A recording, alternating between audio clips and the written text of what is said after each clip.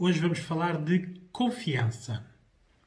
É uma palavra que nós dizemos muitas vezes e que é difícil na realidade de nós a concretizarmos, não é? Confiar em alguém. Mas o que é a confiança, não é? É acreditar. Pronto, mas isto não nos diz nada, não é? Que processos é que têm que haver para haver confiança? É isso que vamos falar hoje, é isso que vamos desconstruir. Por isso, confiar é uma expectativa. Por isso, nós esperamos que alguém atue de determinada maneira. Por isso é que geralmente a confiança é algo que nós, no dia a dia, fazemos por testagem, não é? Aquelas pessoas achamos que confiamos, aquelas pessoas achamos que não confiamos, aquelas pessoas não confiamos de certeza absoluta, aquelas pessoas já perderam a nossa confiança. Nós vamos compartimentando isto. Isto tem a ver com a nossa educação, com como fomos educados e o nosso contexto e como agiram connosco, né? Por isso, quanto mais confiança nós tivermos, mais temos a certeza na previsibilidade do que a outra pessoa vai fazer, como é que ela atua. Por isso, confiança é isso. É nós prevermos comportamentos.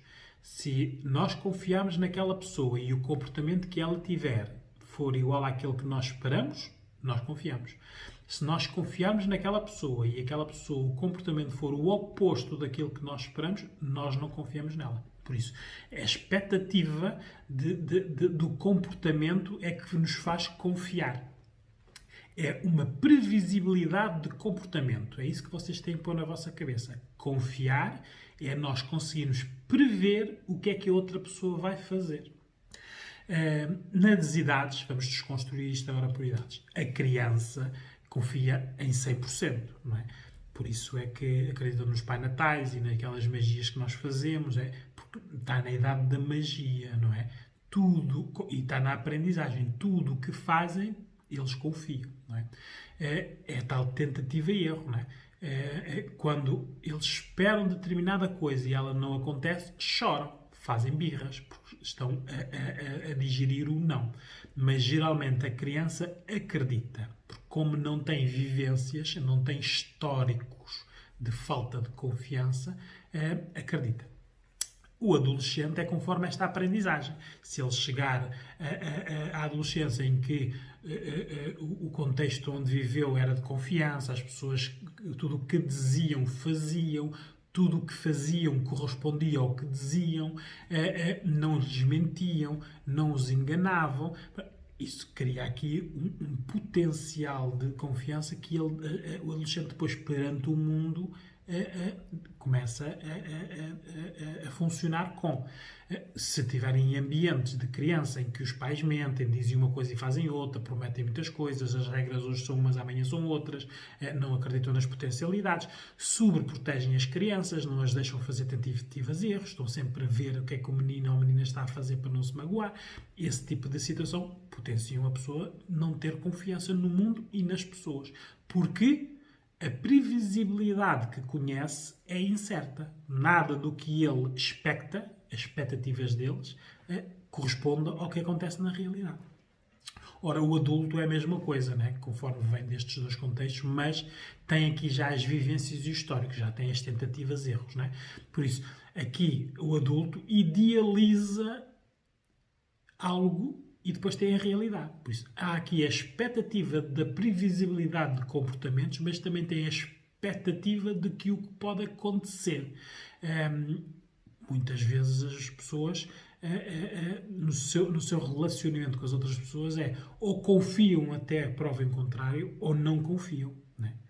E isto tudo cria atritos, ou facilita ou dificulta as relações, sejam elas afetivas, com as pessoas, famílias, amigos, amorosas, com os parceiros ou parceiras, ou profissionais. Não é?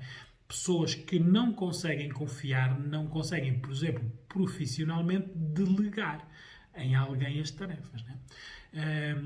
E depois temos os idosos, que não confiam.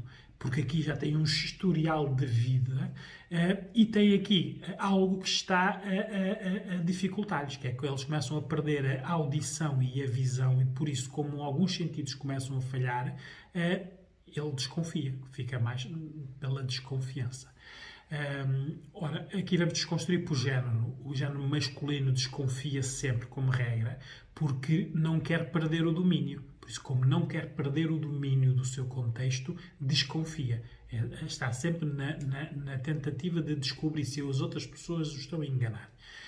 O género feminino, como idealiza mais, romanceia mais e que geralmente dá segundas oportunidades, confia, como regra, tem aqui este lado maternal, que está sempre na educação, porque isto também vem das educações, e também de achar que o outro tem que ter, como eu disse, segundas oportunidades.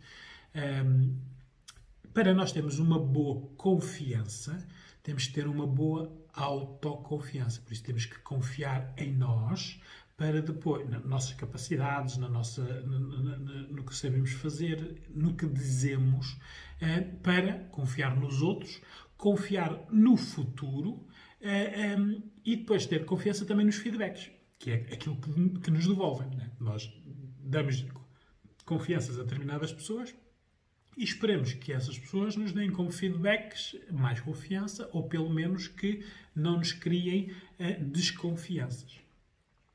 O exemplo é a melhor ferramenta relacional.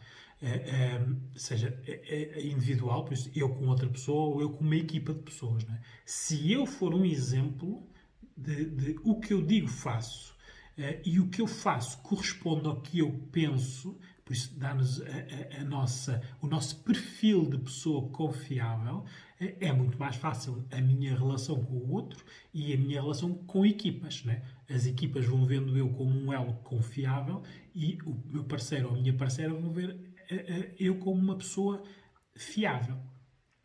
Ora, a confiança em si, para haver confiança, tem que haver sinceridade. Por isso eu tenho que saber demonstrar meus pontos de vista e até demonstrar as minhas emoções. Tenho que saber corrigir os erros e admitir erros. Né? Uma pessoa confiável não é uma pessoa que nunca erra. Não é? Uma pessoa confiável é uma pessoa que erra, mas que corrige logo o erro. Não espera que alguém venha dizer erraste aqui e corrige. Não é? Por isso, as pessoas com confiança fazem boas autoanálises, conhecem-se, sabem quando erraram. E, muito importante, para ser de confiança, nós temos que escutar, por isso, ter uma escuta ativa e temos que compreender o que nos dizem. Muitas vezes, este é o grande problema da confiança.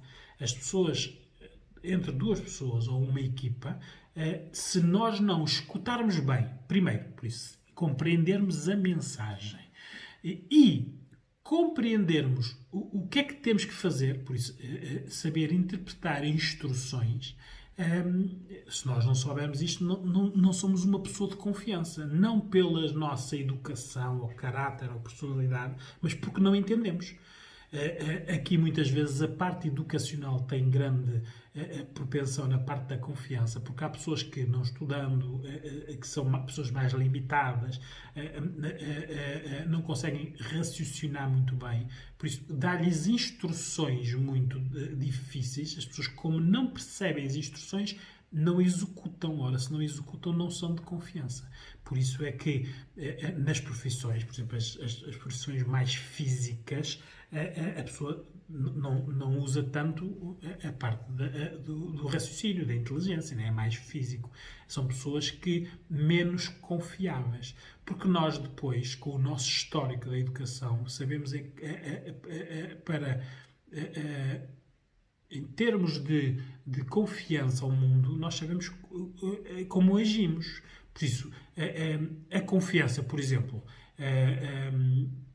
nós temos que conseguir aqui, com a confiança, se ela for quebrada, nunca pode ser restabelecida. Uma pessoa que nós esperamos determinado comportamento e a pessoa faça o comportamento oposto, Nós não confiamos mais que aquela pessoa merece a nossa confiança. A confiança não é renovada.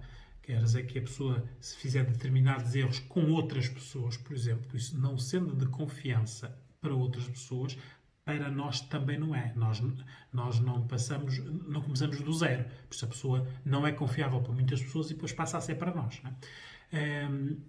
A confiança não é um cheque em branco. Não é? Nós não podemos confiar nas pessoas, tipo, tudo o que tu fazes eu aceito, não é?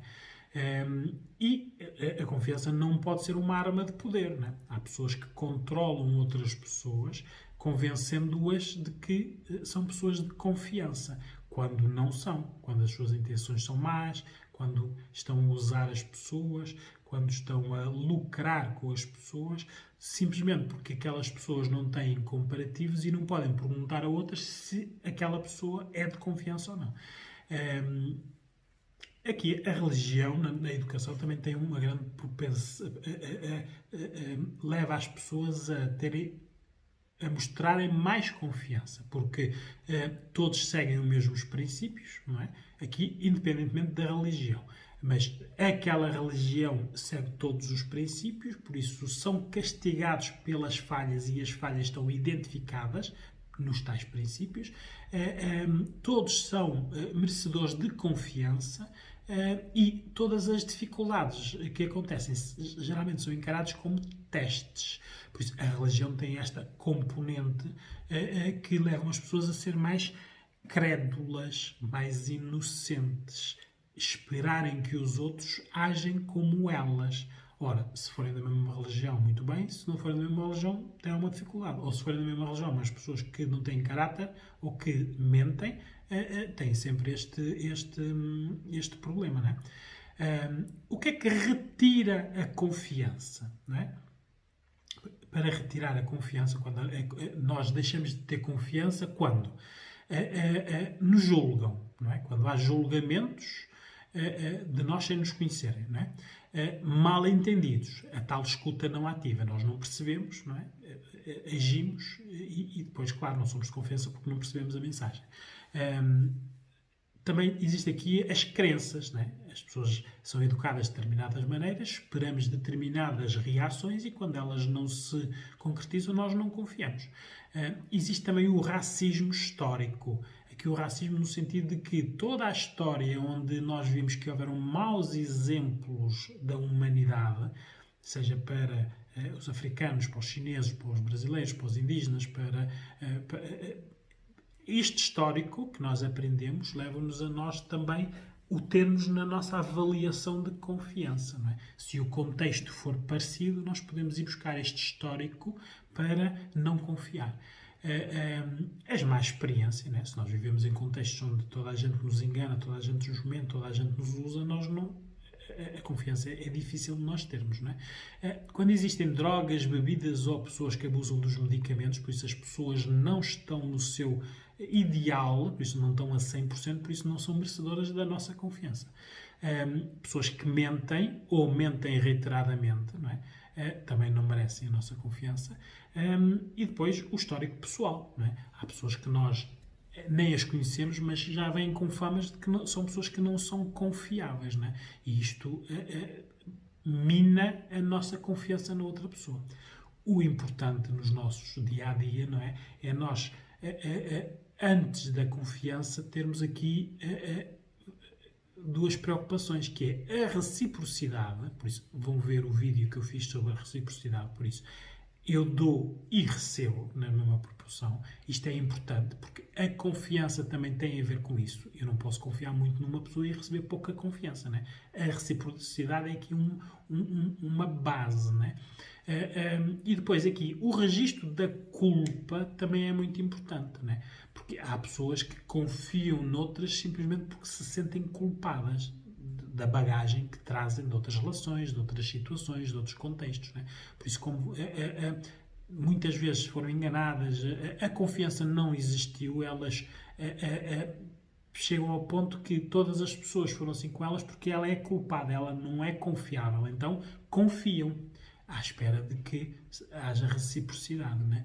Por isso é importante nós vermos no nosso dia-a-dia, nas nossas relações com os familiares, com os amigos, nas nossas relações amorosas, a confiança só pode existir se for recíproca e se não for fruto de culpa, não é? Aquela pessoa faz o que diz e geralmente o que diz é coerente, por isso acaba por ser pessoa merecedora de confiança. Se quebrar essa confiança, nós devemos repensar, porque ela não é restabelecida.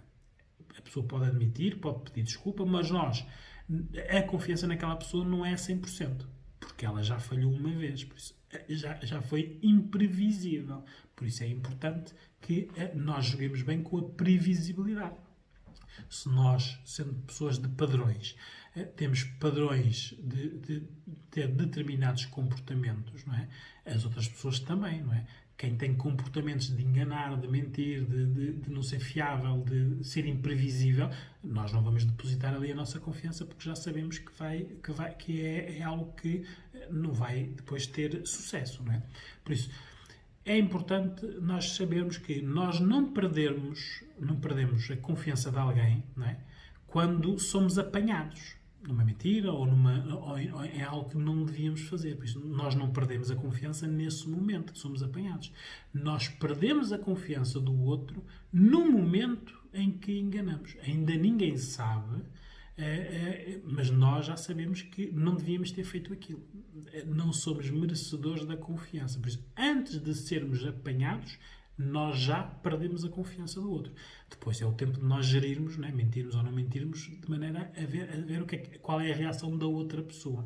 Mas é preciso hoje em dia nós termos atenção, porque as fake news, por exemplo, as notícias falsas nas redes sociais, minam completamente a confiança, não é? Há pessoas hoje em dia que nós vemos uma notícia de algo e amanhã a notícia de algo precisamente contrário, com a mesma credibilidade. Em quem é que nós vamos ter confiança? Pois, hoje em dia, a confiança é algo muito difícil de nós termos e, por isso, devemos reduzir o universo das pessoas a quem nós confiamos. Porque é só nesse universo de pessoas confiáveis que nós podemos apostar. E sermos recíprocos. Confiar e merecer a confiança.